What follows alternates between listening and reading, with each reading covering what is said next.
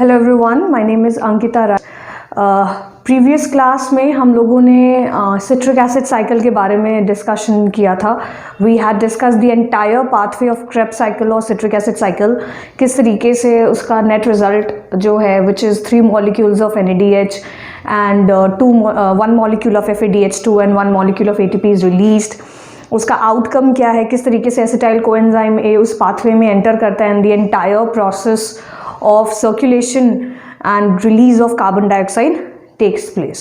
So इस class में we will be discussing और इस lecture में we will be discussing about the electron transport chain. So electron transport chain एक ऐसा pathway है which actually is a pathway जो कि inner mitochondrial membrane में होता है. सिट्रिक एसिड साइकिल जो माइटोकॉन्ड्रियल मैट्रिक्स में होता था, now this pathway which is electron transport chain also called as ETC और electron transport system, this actually occurs in the inner mitochondrial membrane and it is a pathway in which the electrons are transferred from one carrier to the another carrier.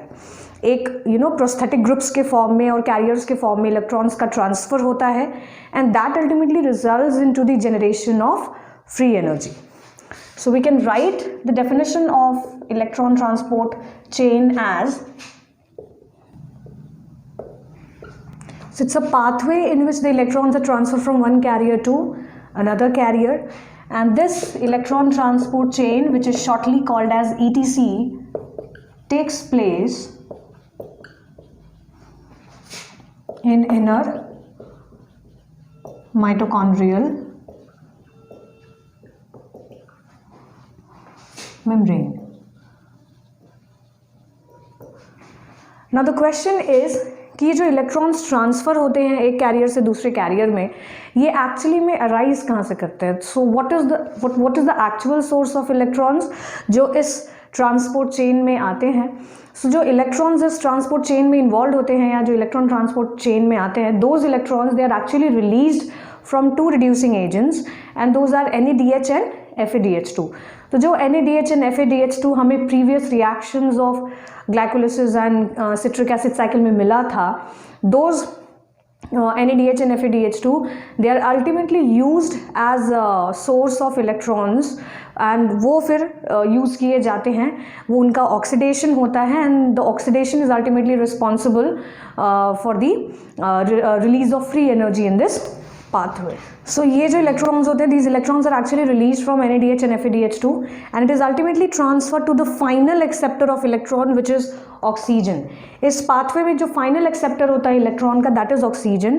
ये कैसे finally accept करता है, will be having an overview of the diagram of electron transport chain. तो उसमें हमें पता चलेगा through a series of electron transport carriers that are present in the inner mitochondrial membrane.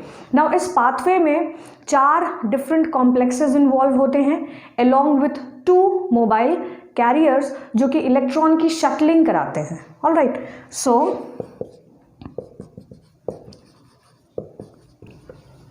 So there are 4 complexes which are involved in this pathway along with 2 electron mobile carriers. 2 electron mobile carriers होते हैं जो कि electron की shuttling कराते हैं between the 4 complexes.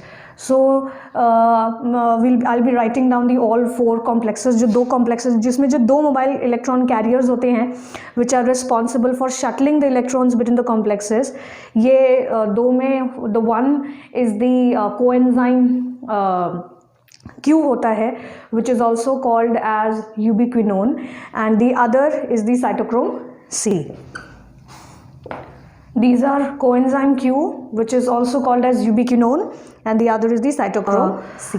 Ubiquinone जो mobile career होता है, this ubiquinone और coenzyme Q is responsible for shuttling electron between complex 1 and 3 और between complex 2 and 3. तो ये 1 और 3 के बीच में कॉम्प्लेक्स इलेक्ट्रॉन की शटलिंग कराएगा या तो कॉम्प्लेक्स 2 and 3 के बीच में शटल कराता है. वाइल जो साइटोक्रोम C होता है that is responsible for shuttling electron between complex 3 and 4. और यहाँ पे मैंने कॉम्प्लेक्सेस के नाम दिए हैं जो 4 कॉम्प्लेक्सेस होते हैं जिनका अरेंजमेंट इनर माइटोकॉन्ड्रियल मेम्ब्रेन में होता है. Those are complex 1 which is also called as NADH dehydrogenase और NADH COQ reductase. Now Complex 2 is succinate dehydrogenase or succinate ubiquinone reductase. Complex 3 is cytochrome BC1 complex and complex 4 is cytochrome C oxidase. तो ये वो 4 complexes हैं और ये वो 2 electron shuttlers हैं जो कि इस पूरे प्रोसेस में इन pathway of electron transport chain में यूटिलाइज होते हैं. नाउ इसमें 2 चीज़ मार्क करने लायक है एंड दैट इज़ अगर हम NADH को यूज़ करते हैं as electron donor. So if NADH is used as electron donor, then in that case complex 1, 3 and 4 will be involved. And if in case हम FADH2 को use कर रहे हैं इलेक्ट्रॉन डोनर, क्योंकि इलेक्ट्रॉन डोनर यहाँ पे दोनों हैं, NADH is also an electron donor and FADH2 is also an electron donor. तो at a time हम किसी एक ही इलेक्ट्रॉन डोनर को यूज़ करेंगे for the pathway or the process to continue to take place.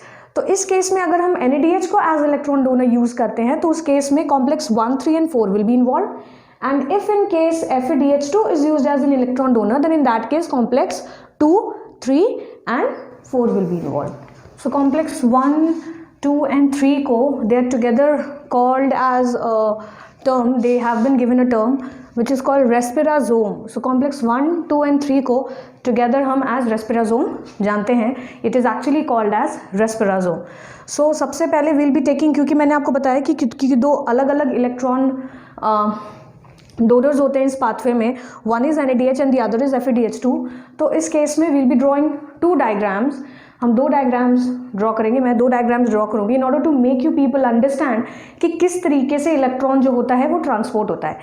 अब क्योंकि मैंने आपको ऑलरेडी बताया कि इलेक्ट्रॉन जब ट्रांसपोर्ट होगा so there has to be certain carriers जो उसको लेंगे या एक्सेप्ट करेंगे. So each of the complexes has the presence of 1 or 2 prosthetic groups. इसमें 1 or more prosthetic groups present होते हैं which are actually responsible for accepting those electrons. अगर NADH या FADH2 ऑक्सीडाइज हो रहे हैं so they are releasing electrons.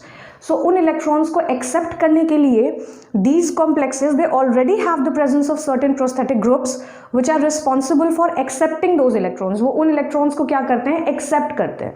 तो वो एक्सेप्ट करके अल्टीमेटली ट्रांसफर करते हैं one group to the another group और from one complex to the another complexes. तो ये वो प्रोस्थेटिक ग्रुप्स हैं which are present in each of the separate complexes, and these prosthetic groups have to be remembered because this is very important क्योंकि prosthetic groups पूछे जाते हैं.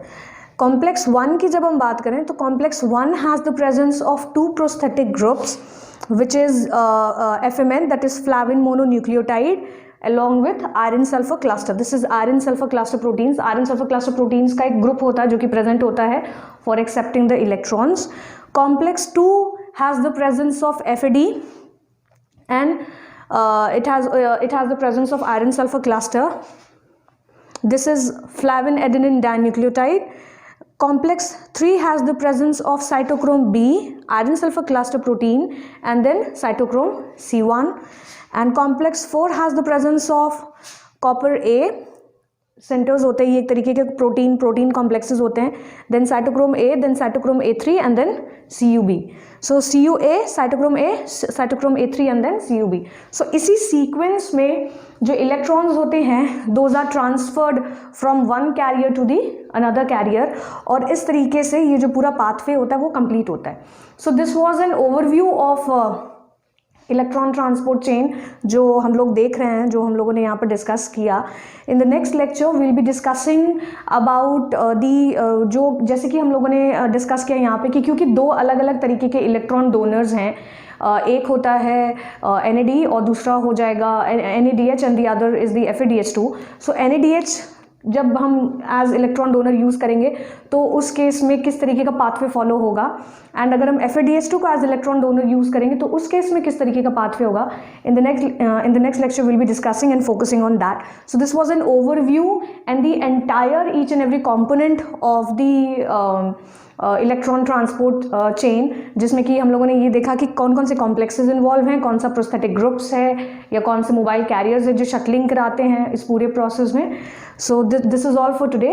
इन the next lecture will be discussing about the entire process and we'll be finishing of this part which is electron transport chain. Thank you.